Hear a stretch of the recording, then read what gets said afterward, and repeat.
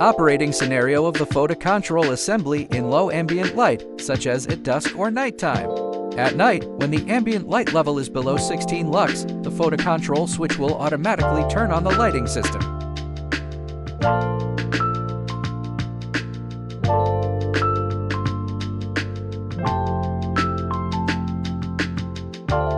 In the early morning, when the tube brightness exceeds 24 lux, the Photocontrol switch will automatically turn off the lighting system.